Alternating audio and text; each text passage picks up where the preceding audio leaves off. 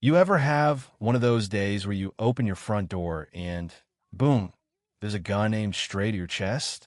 I'm talking not even a good morning, just the business end of a Glock, black vests, 5 men spread across my porch and lawn, radios crackling like I'd stumbled into a crime scene on TV. First thing I noticed, the guy in front, the one with the gun, had his security badge on crooked, peeling at the corner, like even it wanted off this ride. Before I could speak, he barked, "Vault code. HOA safety audit." Just like that. I didn't move. Hell, I started counting, one guy on the steps, two flanking the driveway, one with a phone filming, one peeking at the street. Their patches didn't even match. Some security. Meanwhile, a car idled at the curb, hazards blinking, and behind them all, there she was, Mara Voss. If you've never met Mara, count yourself lucky. She folded her arms, lips flat, gave me this look like she was already tired of me. "Just give him the code," she said, cool as ice. "This ends fast if you cooperate." Gun still wavered. The guy's finger a little too eager on the trigger. That's when I told him flat out, "I'm not giving you anything." Mara's smile snapped shut. "Then we escalate," she said. Turned away, heels clacking against my porch like a judge about to hand down a sentence. "By tonight, this house won't be compliant." She didn't ask, she ordered, snapped her fingers, told her little army to secure the perimeter. Like my front yard already belonged to her.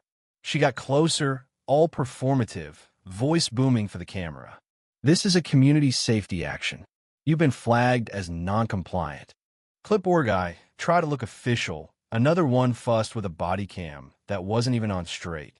Mara was that type. The HOA president who ruled by memo, never by vote. If she ever smiled, it was the kind that said, "I already won." Her real talent? Turning control into protection. Insurance this, documentation that.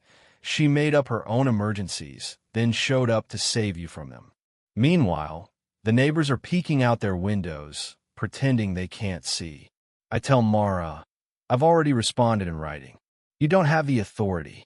She smiled tight, never looking at the gun, always speaking in those fake official phrases, letting her goons do the dirty work. "Authority isn't the problem," she said. "Cooperation is." And just like that, it wasn't about me anymore. It was about making an example. They didn't leave after Mara's nod. They lingered, guys shifting closer, enough to show me they could. The one with the badge front and center, gun still up, and I could smell the cheap aftershave from 10 feet away. I kept my voice flat. "You don't have authority to demand a vault code." He looked at Mara, not at me. She sighed, like this was all just a formality. "We already sent notices. This is a courtesy follow-up." Courtesy? With a gun. By that night, a violation notice pinged my inbox. Firearms safety noncompliance. No law, just a warning and a deadline about insurance exposure.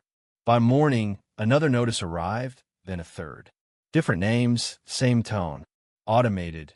Inevitable, like resistance was just a stage before surrender. I replied once. One calm email, citing state law, HOA bylaws, refusing access, demanding all communication in writing. Reply came back in under a minute. Enforcement pending. No name, no face. That was the start of the patrols. Black SUV, parked across the street after dark. Headlights off. Someone inside, phone glowing. Never knocked again. They didn't have to. The message was loud enough. I watched from my window, fell into old habits. I hadn't worn the uniform in years, but counting positions, reading hands, spotting who's nervous, that stuff doesn't fade. U.S. Army, combat arms, honorable discharge. Nobody in this neighborhood knew that. I moved here for quiet, not for questions or respect. I didn't need anyone knowing what I used to do. The first mistake I made? I didn't tell anybody. The HOA board meeting was at noon, weekday, deliberate, so the room would be empty. I showed up anyway. Mara ran it like a courtroom she owned. Read her new temporary safety directive so fast nobody caught the details, then declared it passed before anyone could ask a question. No mention of guns, just risk mitigation. third-party security checks for any high-liability resident. No votes, just her gavel and that little smile. After the meeting, one of Mara's porch goons approached me. No gun this time, just a clipboard and a too-wide grin. Voluntary compliance keeps premiums down, he said. Refusal puts everyone at risk. I told him, I'll take my chances. That night, a new email, this time from an insurance broker I'd never met. Mandatory monitoring package, biometric vault checks, monthly fees. Sender's company shared an address with the HOA's security contractor. That's when it clicked. They didn't want to inspect my vault. They wanted to monetize it. I dug into records, corporate filings, vendor agreements. Mara's contractor had spun up 3 shell companies in 18 months. One billed for risk assessments, one for compliance monitoring, one funneled consulting fees straight back to board members. Mid-6 figures in less than a year. Every homeowner with a safe room or vault was flagged. Those who paid, monthly fees. Those who didn't, non-compliant, threatened with insurance cancellation, liens, or forced remediation. I sat at my desk, felt something cold settle behind my ribs. This wasn't harassment. It was fraud. That old training came back, steady, patient. I didn't make a scene. I got precise. First call was the county clerk. Asked who could legally certify an HOA risk mitigation directive. She read the statute twice. They can't. Next was the insurer, not the broker, the real underwriter. I forwarded the HOA notice, the contractor's proposal. 10 minutes later, my phone rang. That audit isn't recognized, the underwriter said. Coverage does not depend on sharing your vault access. I asked for it in writing. She sent it. By the end of the day, I had what I needed: written denial from the insurer, confirmation from the clerk, and an attorney who'd look at the case quietly. Mara pushed back. A certified letter threatening emergency safety action if I stayed non-compliant. Another email hinting at a lien. A third talking about temporary condemnation. None cited a law. All screamed, comply now, fight later. That night, 2 of the same men came back, stood at the edge of my driveway, radios on, watching the house. The SUV idled, headlights off. I didn't confront them. I documented everything. This wasn't about my vault anymore. It was about setting a precedent. Break one homeowner, the rest will pay. Then the twist, I get an email after midnight.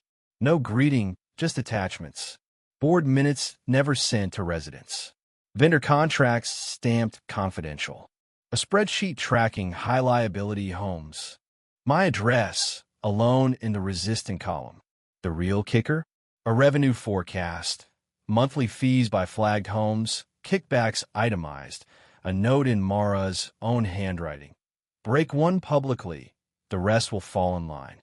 I sent everything to my attorney and the county investigator. Then one last email to the HOA. All further contact goes through counsel. Do not return to my property.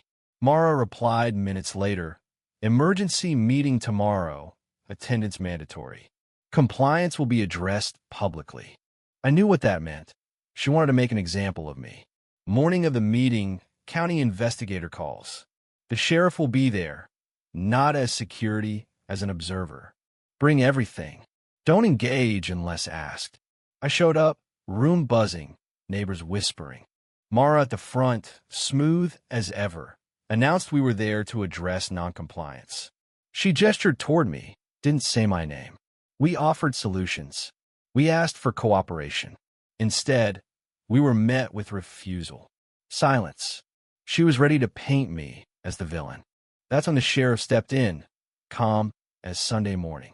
Before you do that, the county has questions about your authority. Mara tried to brush it off. This isn't a county matter. The sheriff, it is now.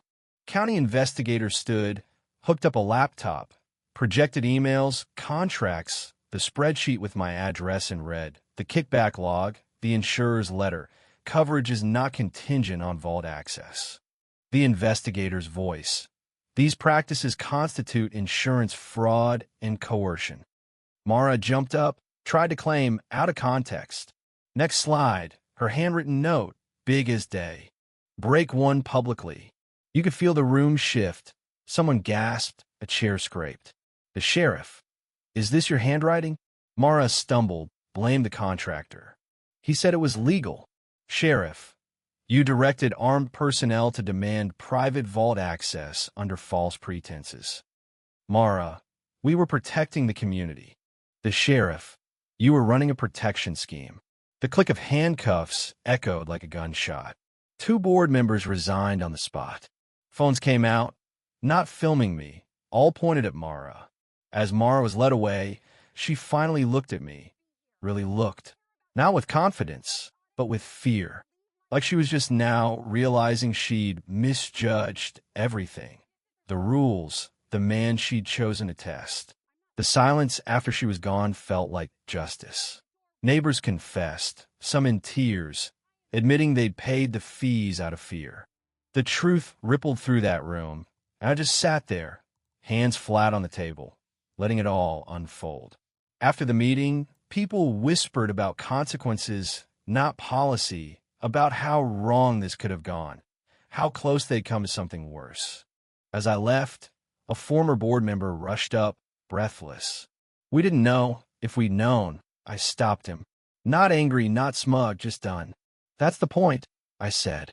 I walked home, porch lights flicking on one by one. At my door, I paused, listened to the neighborhood settling back into itself. The vault door sat where it always had, closed, untouched. I didn't open it. They'd finally learned the difference between authority and force, and they learned it from the wrong person way too late. Some mistakes don't explode. They just show you how close you were to disaster. You know, people think justice comes with sirens and speeches, but sometimes it's just the quiet settling in after a storm, the sense that maybe just this once the right side won.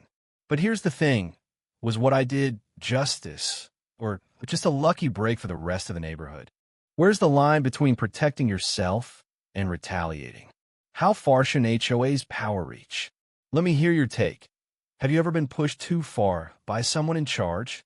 When does safety become control? And when does fighting back become necessary? Drop your thoughts below. Tell me about your wildest HOA story, or where you draw the line between authority and abuse. Because, trust me, these stories aren't just for entertainment. Sometimes they're warnings.